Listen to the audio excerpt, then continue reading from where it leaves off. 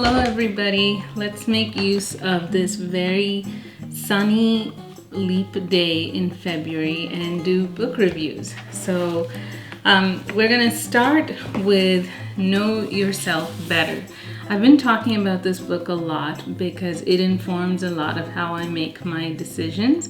And when you're a minimalist, you're constantly making decisions. It's like trying to lose weight. If you're trying to lose weight, you don't make 3 decisions, breakfast, lunch, and dinner. You actually make more like 500 decisions. How much salad dressing should I have? Should I eat the salad and then not eat the chicken? Should I eat the chicken because it's protein? Anyway, it's a struggle, I feel. But this book right here, it is Gretchen Rubin's The Four Tendencies. It informs a lot of decisions that I make, and the person I struggle with the most is my spouse, because I don't know what his tendency is, and frankly, I think he doesn't either. So it starts off with a quiz. Just take it, okay? It's right on page 20. So I'll even wait. Just go ahead. I'm serious, I'll wait. So take the quiz, and the reason why I'm adamant that you take this quiz, if you don't want to read the book, that's fine. Just go online, happiercast.com/quiz, and find out what you are. So that's the first book. So I'll save you the suspense. I'm an obliger, and I don't respond to inner expectations. I can't keep a New Year's resolution. It helps me a lot with why I struggle with certain things. And it's helped me so much that I've actually started writing a column for a yoga magazine, and that's where this book comes in. So I struggle with inner expectations, but I don't with outer expectations. So I don't like getting late fees. When you ask me to do something, there's a pretty good chance I'm going to do it. It's so out of control that I use my husband's app on our iPad, and I will reserve a bike for the spin class, and it's under his name. If you miss 3 consecutive spin classes, you're on probation at our gym, and you're not allowed to sign up for any more for a length of time. Like, I think there's a forgiveness period. That's how out of control it is. I won't use my own name. I won't use my own app. I'll use his because I feel obliged to him that I can't miss spin class, because if I miss spin class, then he can't go. So that's how out of control it is. So those are the 4 tendencies. It's how you respond to outer versus inner expectations. I'm pretty sure I'm an obliger. There's no question about that. I'm quite convinced my husband is a questioner, and I sometimes wonder if he's a rebel. He took the quiz again last night because I said, if you don't take this quiz, I can't film this video. And he came out as obliger, and I don't believe it, because if he was an obliger, I wouldn't be cleaning the house as much as I do. My father is a rebel, very difficult. I don't care what Gretchen Rubin says. I don't care how positive she is. It is a difficult tendency. However, this book has helped me relate to my father a lot better, because I know what motivates him. I know what makes him tick now, and it's actually reduced the number of arguments I get into with my father. And if you're curious, my mother's an obliger, and according to her, typically an obliger will hook up with a rebel, because the obliger admires how the rebel's able to resist outward expectations, and rebels tend to hook up with obligers because they can get away with their, in my opinion, nonsense. All right, I'm sorry if I offend any rebels, but my dad's a rebel. And I think people asked her in an interview, what is Donald Trump? And she usually hesitates. Like, they said, what is Taylor Swift? And she said, I don't know without talking to her. I don't know without her taking the quiz. But with Donald Trump, no question, rebel, just like my dad. So really interesting. I think People who have children need to read this. People who are in healthcare professions need to read this. People who are in leadership need to read this. I actually saw Gretchen Rubin when she came to Detroit, and I was shocked how many men were in the audience. And when it was time to ask audience questions, all of us formed a line, and I was surprised how many men raced to ask her questions like, how do I get my employees to work better, be more productive? How do I keep the good employees and like kick out the bad ones? And one of the things that she said that resonated with me is be careful of obliger rebellion. Obligers are the best friends you can ask for. They are the best partners. However, if you don't build in boundaries, like you haven't taken a vacation in 18 months, I think you should report to me at the end of the day and tell me what 2 weeks you're taking off. Obligers have this very dangerous quality called obliger rebellion, where they walk out on their families, they quit jobs, and they're like, you're dead to me. I don't want to have anything to do with this company. I'm out. And I'll be frank, I'm guilty of that. So this book is really accurate. I believe in this book more than I believe in Myers-Briggs, Ocean, INTJ. Do you guys remember that when we were in college? I believe in this book more than that. So that's the foundation. Gretchen Rubin's next book is called Better Than Before. This book is so good. I was gifted this book and I gave it to someone else to loan it to them, and they never returned it. My own fault. So my parents gave this to me for Christmas this year. Now, this summer I went home to Nova Scotia, and one of my old, undergrad classmates said she would like to hear my input in a yoga newsletter. And I really enjoyed it because the book is done, and I'm thinking about the next book and just taking notes about what I should write for the next book. But you get rusty with writing, and every month I write a column. The name of the column is called a Minimalist Yogini, and what I've been doing is I've been using this book to help me form the habit of going to the gym, specifically a yoga practice, because I find that really difficult. So this book is about habit formation. The very first part, I have to look at my notes because there's so many notes. The very first part about habit formation is the foundation. Are you getting enough sleep? Are you eating properly? Do you exercise, and do you declutter? Gretchen Rubin actually said that. She said decluttering is a big part of our happiness. She actually wrote a book called Outer Order, Inner Calm. She said having things organized shouldn't be as important as it is, but it is. It's really important, and I agree. I can't get work done unless the desk is clear. I can't start my day unless the bed is made. So that's the foundation. Next are the pillars. So the pillars are, I have to look at my notes. The pillars are monitoring. You can't change what you don't measure. So monitoring. Every time I open the app for our gym, it says you have been to the gym twice this month. And that's a very low number, but consistently it says that. And last night we figured out why. I said, how does this say, you have been to the gym twice this month? And my husband said, well, it's because when you go to the gym, you're swiping your card, not mine. So this is under my name. I'm like, oh, that's why. Because I'm pretty bad about going to the gym, but I do go more than twice.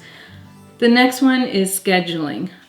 I will definitely go to the gym on a Tuesday, but it's harder to go on Friday, Saturday, Sunday. I haven't figured out why, but Tuesday, 10:45, I'm there. And if the class is full, that's fine. I'll just look at the schedule and look and see, oh God, I don't want to do kickboxing, but it's my own fault. I was late for yoga. I was late for spin class. Kickboxing it is, but 10:45 scheduled. Tuesday. The next one is accountability. Now, accountability, it depends on the tendency. So that's why it's really important to read this book. So to a rebel, accountability, no appeal to them whatsoever. To an obliger, someone like me, it means everything. So, do I like to work out? No, I don't. It's not something I enjoy. I would rather go cross-country skiing, surfing, swimming, walk the dog, run even, bike. Do I want to go and put earplugs in and strap my feet into cages and do a spin class? No, I don't. But I feel accountable to my 80-year-old self. And however I behave today dictates that woman's quality of life.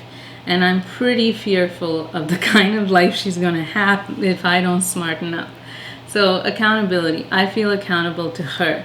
I also feel accountable to the app. And I think this is why so many gyms are using apps, because it is a good feeling to see the numbers on you've been to the gym 3 times this month, 4 times this month. It's a good feeling. So if any of you are interested in any of the columns I've written, just send me a message. You have my email, and I'll email you a column. They're a little bit more spicy than the kind of conversation I have on YouTube, because I'm worried someone's child will see this. So it's a little bit more frank, spicy, and honest. So that's better than before. Now, there's more to this book than just habits. She actually has 21 strategies to hack your habit game.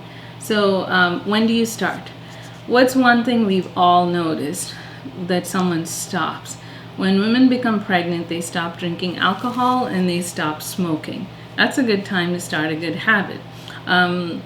New Year's resolutions. That works for upholders. It doesn't work for questioners, obligers, and I suspect rebels as well. Questioners will be like, why New Year's? Why can't we just start on October 31st? Why New Year's? I don't believe it. I won't do it. Obligers don't have outer accountability, so New Year's resolutions, it doesn't stick with us. It doesn't even stick till like New Year's Day, from New Year's Eve to New Year's Day. I'm still baffled. Like, I have to run into the gym 15 minutes, 20 minutes before class starts, because New Year's resolution people are still hanging in there even though it's February. So good for you guys if you are those New Year's people. I did have one instance of the lightning bolt. So this is just this random occurrence where someone just changes a habit, just starts a habit, changes a habit, boom. It's just this lightning bolt. I've only had one experience of that ever, and it's how I became a vegetarian. So I'm a regular person. I eat whatever I want until I had a very bad day at work. I came home, I turned on the TV, put on Netflix, and at the time I had a pit bull and a lab. And I watched a documentary called Vegucation, and there was a scene in there that was so upsetting that both the lab and the pit looked at me with horrified faces, and I was like, don't judge me, you guys eat dog food. That was the end. I haven't eaten meat since. I've accidentally eaten it, like someone made chowder and I'm like, oh, did I just eat bacon? It's not the end of the world. I've become a vegetarian since that instant. However, that is very rare, and that's the only instance I can think of a lightning bolt. The next section of her book is called Desire, Ease, and Excuses. I'm the queen of excuses. I can't go to the gym because I didn't bring a hair tie. I can't work out because I didn't bring a sports bra. It's pretty bad. I will find an excuse not to go to the gym like nobody's business. My dog's asleep and I don't want to upset him by leaving. If any of you are pet owners, you can probably relate to that. So here's my hack for desire, ease, and excuses. One, know that you're basically saying BS. Like, call yourself out on your loophole. Like, that is a loophole. Well, I can't work out because I have a child and I have to read to him. That's a false choice. So when it's a false choice, just get some clarity on what you value more. Like clarity on values, clarity on action. She goes into the book more about that. So I want to show you about desire and ease. So we have a problem in this house with candy, chocolate, and cookies. I'm a diabetic. I have no business having any of that stuff in the house. Why? Because I'm an abstainer. If it's not in the house, I won't eat it. So I don't live alone. So this is an issue. This is candy. We live near Aldi, and my husband loves it because you can get German chocolates there. So what I do, I'm not going to do this to him, but I'm just saying as an example, I actually did this. So I like dark chocolate. He likes white chocolate. And what I do is I put it in a Tupperware container, preferably an annoying Tupperware container that has these annoying little snappy things. I hate this. I might have a sensory issue. I don't like the noise.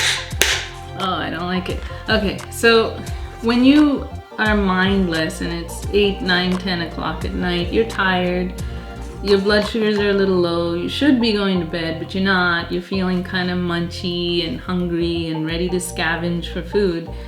The simple act of you opening the cupboard and making that noise, which I don't like, is enough to deter me to go, you don't even like that noise, stop it, just go to bed, read a book, go edit a YouTube video, don't do this. So make bad habits inconvenient. And what's the flip side? Make good habits convenient. So this is my gym bag. I don't like stuff, heavy stuff. I don't like carrying bags. I have no choice because I work and I need like a office bag and lunch bag, etc., etc. So this is my crossbody gym bag. I think my husband probably got this at a conference and I love it. So it's very small. It has room for a water bottle, wallet. Somewhere in there should be a cell phone. And not just that, but I actually keep earplugs because my spin class is really loud. And yeah, remember that 84-year-old lady that I'm working out for? I'm not working out for me. I'm not even working out for my blood work, my A1C. I'm really not. Like this fight is for the rest of my life, but I am working out for her. So make it easy to be good. Also, the yoga mat lives in the car. It doesn't come in the house. So I don't have an excuse and say, oh, I can't go to yoga because, you know, I don't have a mat and you need a mat. So yeah. So this is Gretchen Rubin. Email me if you want to see like a article of my column. Email me. All right, let's do some light stuff. This is called New Minimalism. This is like my third go of reading this book because I actually did research on this book to write my book. So in keeping with getting to know yourself better, what motivates you to not get rid of your things? Are you the connected archetype, the frugal archetype, the energetic archetype, and there's one more that I'm forgetting. So she says which of these tendencies make it difficult to edit. And there's the practical archetypes. I would suspect I'm the connected archetype. I can't get rid of that. That's from my husband. That was from our first date. I can't possibly get rid of that. And today I actually told him, don't buy me jewelry, don't buy me clothes, buy me perfume. I know as a minimalist I shouldn't ask for that, but how many bottles of perfume do anybody have? I only have 2. So perfume is a treat, and Gretchen Rubin talks about treats in this, treats versus rewards. It's a really interesting chapter. Make sure you read it. Something like perfume, it's a transient joy. It smells nice. It's a pleasurable thing. So I won't have issues decluttering. Whereas I've had a lot of difficulty decluttering jewelry because it's a gift from my husband. It's a gift from my mom. It's a gift from my dad. So I really struggle with that. And I have yet to KonMari completely because of the sentimental category. So the other one is energetic. Like you'll see a Costco container and be like, I have a project for that. I could totally use that to make XYZ. Then there's practical. Practical's pretty bad in our house, and the best example I can give you for that is cables for phones, chargers, cell phones, laptops, iPad. It's out of control in our house. If you ever need a cable, just call me. I'll loan you ours. So New Minimalism is a story of two friends. I have to look at it. Carrie Fortin and Kyle Quilici. They're two friends that live in the Bay Area, and if you need to get clear on minimalism, I would say live in New York or the Bay Area, because the apartments are really tiny and you really have to have your minimalism game on point. So they're the four archetypes, and they go through how to do it. I see a lot of similarities between New Minimalism and Marie Kondo. They both agree do it in categories. So clothing, kitchenware, and it goes through the list. I thought this book was really great, and the angle that these women take is that of sustainability. So don't go out and buy something from the Container Store or an alpha shelving system. Just flip over a nightstand and turn it into a shoe rack. It's that simple. She has a nice way of writing. Like, one of the ideas she put forth was let one stand for many. So one of the girl's parents gave her a box when they downsized, and it had everything. Every ribbon she got when she was a student, every report card, and she said, I don't want this. I live in the Bay Area. I don't have room for this. But I do need something to show my history. And what she picked was a picture of her grandmother. So that one picture represented everything from her childhood. So this is a great read. It's very quick. The pictures are gorgeous. I actually marked one because I would like to have this dining set.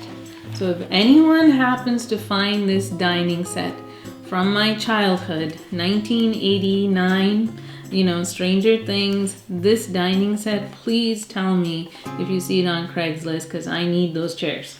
All right, so that's New Minimalism. I hope you like it. I certainly did. Okay, let's get to know more about you. This is by M. Henderson. Now, I remember following M. Henderson. I feel like she's Canadian. Can someone comment below and correct me whether she is or not? Because I remember her. Does she look familiar to you? So, very early in the game, it's basically styled. And very early in the game, she says, name your style. And she actually has a quiz. And I thought the quiz was really great because it only asked me 2 questions. All right. Let's see. You tend to like furniture with decorative curves rather than streamlined styles, yes or no? You love to fill your bookshelf with lots of objects, books, and accessories, yes or no? All right. If you answered yes to both these questions, skip everything. Go to question 11. Long story short, I came out as, okay, she has a chart right there, okay, and my style, are you surprised, is minimalist Scandi. That's what I came out with. Now here's my opposite. My opposite is bohemian. That's actually true. Like, I actually close Pinterest pages where things look a little bohemian because it stresses me out. This is a really beautiful book, and I hope that when my book is published and you see glimpses of my progress, that it looks a lot like M. Henderson's style. It's really fun. I highly recommend you read it. Now, with my approach to minimalism, the first thing I say is stop shopping for a year. If you don't believe me, read Kate Flanders' book, A Year of Less, where she gave up shopping for a year. Coincidentally, she's Canadian as well. That's my thing. It's like trying to lose weight. You're basically changing your metabolism of stuff. Instead of food, it's stuff. Just stop shopping. And I'm not joking, stop. You don't need, besides toothpaste, soap, and food, you really don't need that much because cleaning products take forever to go through. So when there comes a point when that's not practical anymore and you need to shop again, the reason why it's important to get clear on your style is from now on, whenever you go to a mall, you're gonna walk right past things that don't speak to you. You're not bohemian, you're not gonna look at a macrame hanging. You're not mid-century modern, you're not gonna look at an Eames chair. Your eyes are just gonna directly go for clean lines and things like that. So that is M. Henderson. Beautiful book. Even if you don't read it, just look at the pictures. It's gorgeous. I wish I came up with this title myself. The title of the book is called Home Body, and it's by the great Joanna Gaines. So the reason I love this title so much is because I make jokes and say, how do I have 230 friends on Facebook when I don't even like to leave the house because I'm such a homebody? I love being home. There's nothing that makes me happier than being home with loved ones and the dog. It's just, it's the best. Now, enough people have said, why don't you self-publish? And the answer I give is, I need a small army. I need a photographer, a graphic designer, editor, and things and talents that I don't even know I need, because clearly this is my first book. And when I look at the gorgeous pictures in this book, I think, you know, I should really sign up for a photography class and take it very seriously that I need to get this going. The pictures in this book are beautiful, and she actually shows you the different projects that she's worked on. They're just lovely.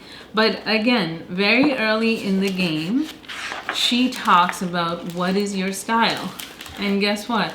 Are you surprised? Mine is modern. So after reading this book, I took it very seriously. Actually, I didn't read it. I just looked at the pictures, truth be told. And I decided that my style is called Coastal Scandi.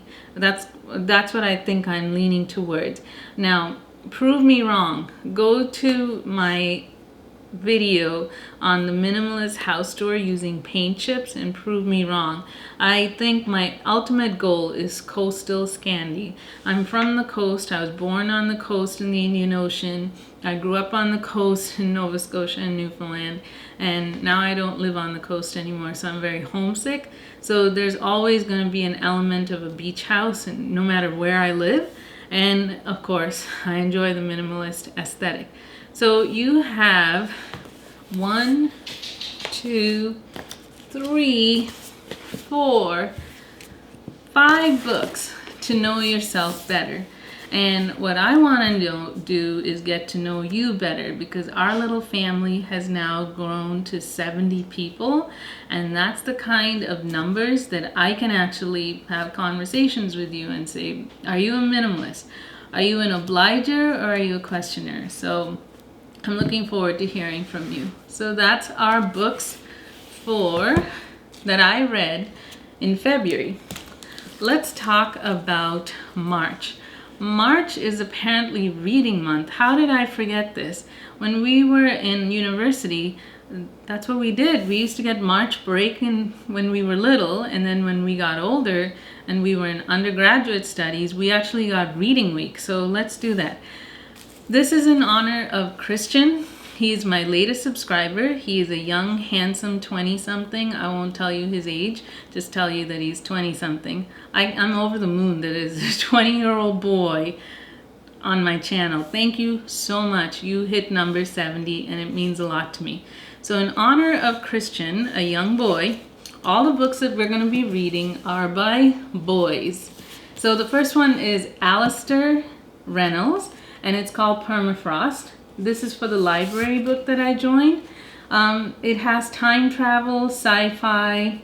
I'm on page like 20. I'm not going to tell you any more about it, but it's a boy book, so that's the first book. So it's Alastair Reynolds, Permafrost. The next book is for the older gentlemen in the crowd. I think there might be 2 or 3 of you. Thank you so much for being here. It's Bill Bryson at Home. I love stuff that has to do with home. So this is Bill Bryson. There are 2 more books, but these are online. One, I believe, is self-published, and the name of the book is called Your Default Settings. The second book is by Peter Green. The name of the book is called Tales from the Hills. The 2 books that I've mentioned, Default Settings, Your Default Settings, and Tales from the Hills. Tales from the Hills is on Amazon. Please support these authors, because if anyone who's ever written a book can tell you it's very difficult to get published, I'm actually starting to settle into the reality that it could take me 10 years to get published, which makes me sad. But it is what it is. So these brave souls said, you know what? We're self-publishing. So on Amazon, Your Default Settings and Tales from the Hills. Please support these authors, because they did something very courageous that I don't have the courage to do. And they went rogue. They said, we have a message. We'd like to put out this book. So read those, and at the end of the month of March, we'll do the reviews together.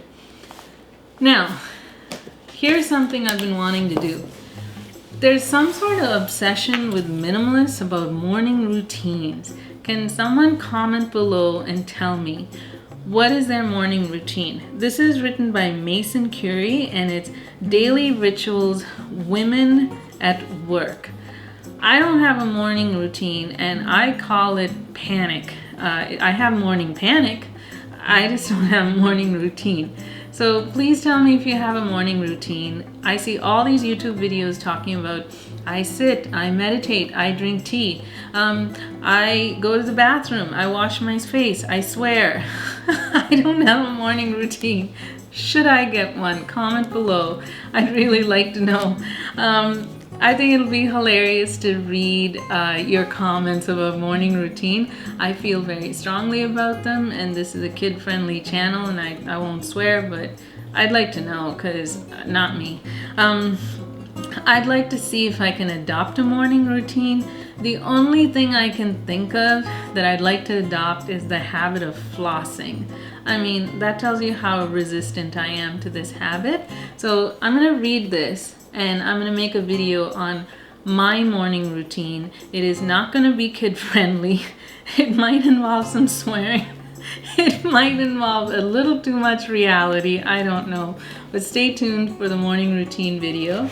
And then with the change in season that I expect to be happening soon, we will be doing a wardrobe decluttering, because I have a very loose capsule wardrobe, and the name of this book is What to Wear for the Rest of Your Life by Kim Johnson Gross.